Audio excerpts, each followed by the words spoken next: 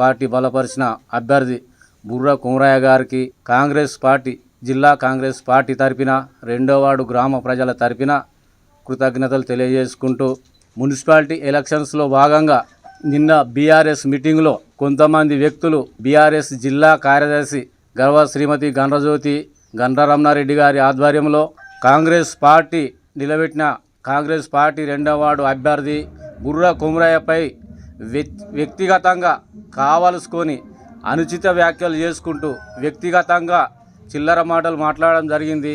బుర్ర కుమరయ్య గారు డబ్బులు వసూలు చేసిండు, 50 లక్షలు వసూలు చేసిండని ప్రెస్ మీట్లో ఒక కార్యకర్త మాట్లాడాడు. అతని పేరు నేను మాట్లాడదలుచుకోలేదు. మాట్లాడి అతన్ని గొప్పవాణి చేయవలసిన అవసరం లేదు. వాడొక చిల్లరగాడు. బుర్ర కుమరయ్య ఎక్కడ 50 లక్షలు వసూలు చేసిండో రేపు మీరు బొడ్రాయి కాడికి వచ్చి మీ సవాల్ మేము స్వీకరిస్తున్నాం. మేము కూడా నేను కాంగ్రెస్ పార్టీ సీనియర్ నాయకునిగా రేపు బొడ్రాయి కాడ వచ్చి కూర్చుంటా. మీరు లెక్కలతో సహా రాండి. మీరు 80 లక్షల రూపాయలు ఎవరెవరి దగ్గర వసూలు చేసిండ్రు మేము లెక్కలతో సహా మా దగ్గర ఆధారాలు ఉన్నాయి. మేము తీసుకొచ్చి బొడ్రాయి కాడ రేపు 11 గంటలకు బొడ్రాయి కాడ మేము ఉంటాం. కాంగ్రెస్ పార్టీ తరపున నా అభ్యర్థి అవసరం లేదు. కాంగ్రెస్ పార్టీ తరపున నేను వస్తాను సీనియర్ కార్యకర్తగా.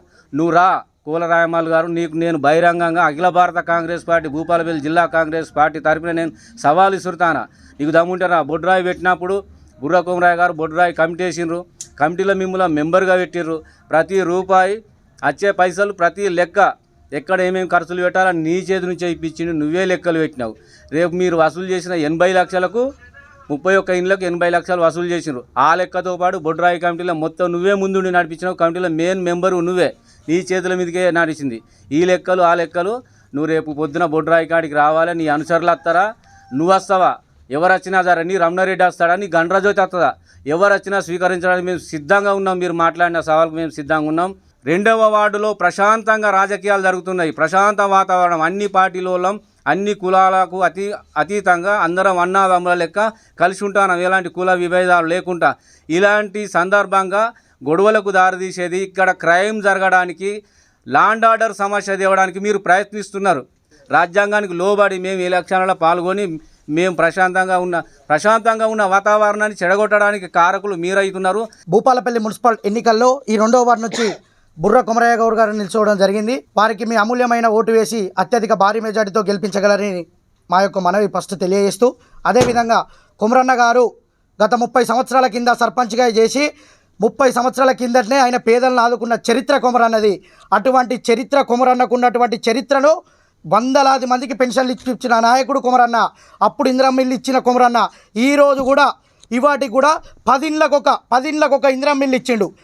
ఈ పక్కిరిగడ్డకు ఆగదారవాడకు 2వ వార్డులో ఉన్న ప్రతి ఒక్క పౌరులు సంతోషంగా ఉండాలని 10 ఇళ్లకు ఒక్కొక్క ఇల్లు కుమరన్న గారు ఇచ్చి సంతోషంగా మా యొక్క వార్డు ప్రజలను ఉంచడం జరిగింది.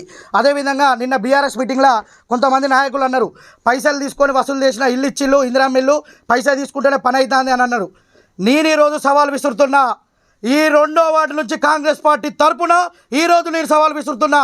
బుర్ర కుమరన్న గారు ఏ ఒక్కరి దగ్గర పైసలు తీసుకున్నట్టయితే ఈ పార్టీ నుంచి మేమంతా రాజీనామా చేసి సిద్ధంగా ఉంటాం. పోటీలోనే ఉండమని సవాల్ విసురుతున్నా. దమ్మున్నట్టయితే, మీకు దమ్ముంటే ఈ యొక్క ఆలయం దగ్గరికి మీరు రండి. పైసలు తీసుకొని 2వ వార్డులో ఇందిరమ్మ ఇల్లు ఇప్పించిన బుర్ర కుమరన్నని మీరు నిరూపిస్తే బహిరంగంగానే ఈ చర్చ నుంచి మేము తప్పుకుంటాం. మీకు సిద్ధమైతే మీరు గుడికాడికి రండి, ఆలయం కాన్నే చర్చిద్దాం. అదేవిధంగా 10 ఏళ్ళు బీఆర్ఎస్ పార్టీ అధికారంలో ఉంది. 10 ఏళ్ళు మీరు నాయకత్వం వహించిళ్ళు. 10 ఏళ్ళు మీరు రమణారెడ్డి గారి అధికారంలో ఉన్నాడు. ఈ వాటికి మీరు చేసింది ఏముందో ఏ ఒక్కరితోనైనా మీరు అనిపించాల్సిందిగా కోరుతున్నాం. బొడ్రాయి పెట్టింది కుమరన్న. భూలక్ష్మి, బొడ్రాయి, పోచమ్మ ఇవన్నిటికీ కారణం కుమరన్న. ఎవరి దగ్గర పైసలు వసూలు చేసిండు? నేను రాసిన ఆ పుస్తకం. బొడ్రాయి కార్యక్రమానికి కమిటీని ఏర్పాటు చేసినాం. 10 మందిని 20 మందిని 5 ఊర్లల్లో ఒక్కొక్క ఊరుకు 2 కమిటీలు ఏర్పాటు చేసి మేము పైసలు వసూలు చేయలే. ఎవరి దగ్గర చందా రూపకంగానే పైసలు తీసుకున్నాం. అవసరం అయితే కుమరన్న ముందుండి ఆయన జేబులోకి వెళ్ళి పైసలు తీసి బొడ్రాయి కార్యక్రమాన్ని ఏర్పాటు చేసి విజయవంతంగా కొనసాగించిండు. స్వచ్ఛమైన మనసున్నటువంటి నాయకుడు కుమరన్న. ఆ యొక్క నాయకుడిని ఏదో చిల్లరగాళ్ళు అవమానిస్తే మేమేమో భయపడమని తెలియజేస్తూ ఉన్నాం.